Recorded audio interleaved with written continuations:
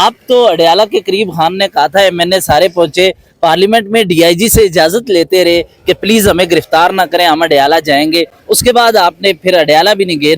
Sir, आप army chief से बातचीत या मुज़ाकरात करना चाहते थे, डीआईजी को स्पीकर ऑफिस में बुला के करते हैं, इतना डाउनफॉल। शराई साहब, आप आज बड़े खतरनाक मूड में हैं और बड़े खतरनाक बाउंसर मार रहे हैं, लेकिन याद रखें कि अगर आप शोएब अख्तर हैं तो इधर भी जावेद मियादाद है। एमडब्ल्यूएम के खिलाफ आपने उस वक्त स्टैंड लिया जिस वक्त आपकी पार्टी को एमडब्ल्यूएम की जरूरत थी, उसका नुकसान आपकी पार्टी को हुआ।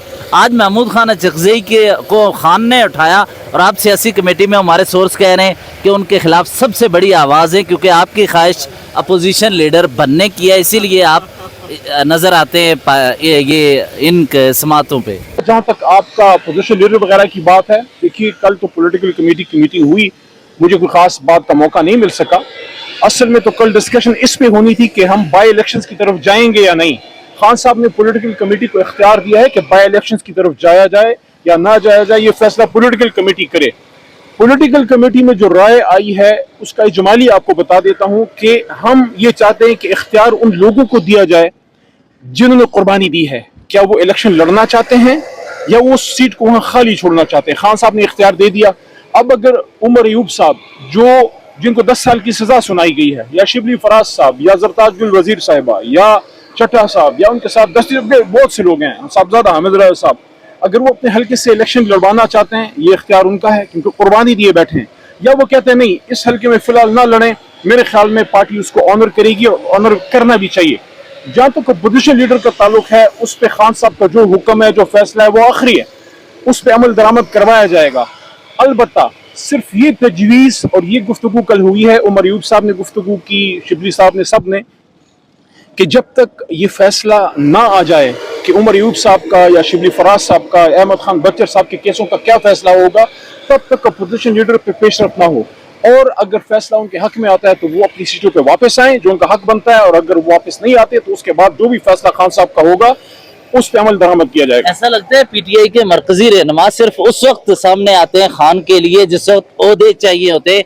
आमर डोगर या आप तो अडयाला के करीब खान ने कहा था एमएनए सारे पहुंचे, पार्लियामेंट में डीआईजी से इजाजत लेते रहे कि प्लीज हमें गिरफ्तार ना करें, हम अडयाला जाएंगे। उसके बाद आपने फिर अडयाला भी नहीं गए, 9 एमएनए थे जिसका खान को जरूरत होती है। उर्दू का ताल्लुक है, मेरा तो ये रिकॉर्ड है कि मैं जितने साल मेरे पीटीआई में हो गए हैं, सवाई एक ओहदे के जो मर्दान में डिस्ट्रिक्ट का मैं प्रेसिडेंट बना था कारकुनों के वोट से, मैं तो कोई ओहदा आज तक नहीं लिया। मैं तो बगैर ओहदे के लड़ रहा हूँ, नंबर 1।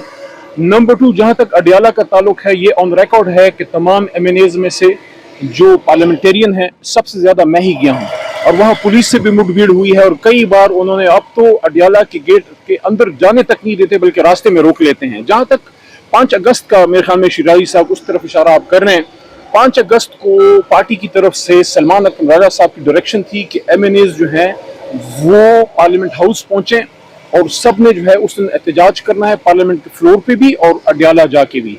हुआ ये कि पार्लियामेंट के फ्लोर पे तो कश्मीर के लिए और खान साहब के लिए बात हुई, लेकिन जब हम सब इकट्ठे निकलने लगे तो दरवाजे बंद कर दिए गए।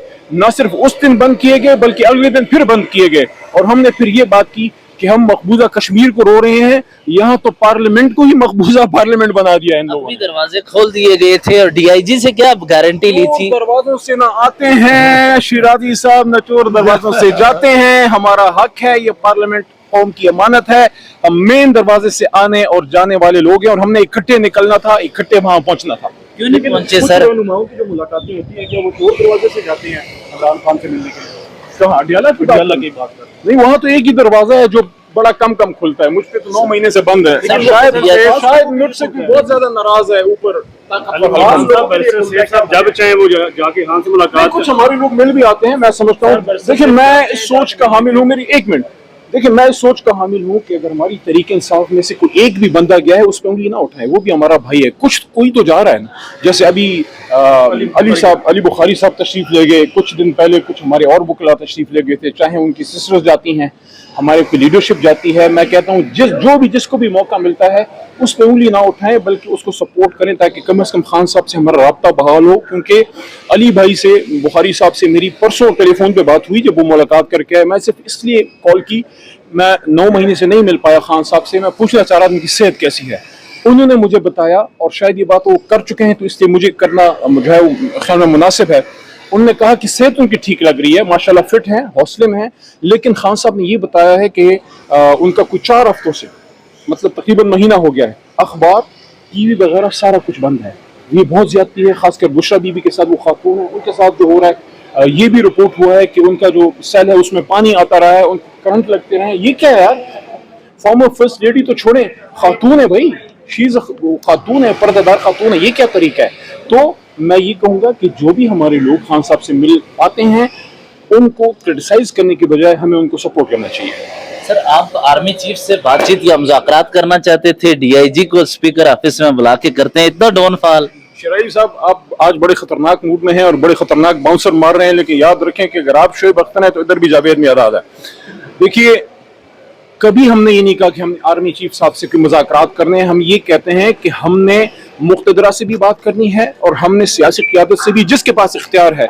और इसलिए ये बात नहीं करनी जो मियाँ साहब कहते थे कि मुझे बिठाओ। नो, इमरान खान ये नहीं कहेंगे कि मुझे बिठाओ। इमरान खान ये कहेंगे तुसी साइड पे हो जाओ, मुल्क नो आइन पे चलने दो। कल इमरान खान साहब की जानिब से कुछ अहम पैगाम पार्टी को वसूल हुए हैं, उस हवाले से बताया कि ज़िमनी इंतखाबात में अब हिस्सा ले रहे हैं और अपोजिशन लीडर किसको नामजद किया। खान साहब ने ज़िमनी इंतखाबात का मामला पार्टी की जो सियासी कमेटी है, पॉलिटिकल कमेटी है, उस पर छोड़ा है।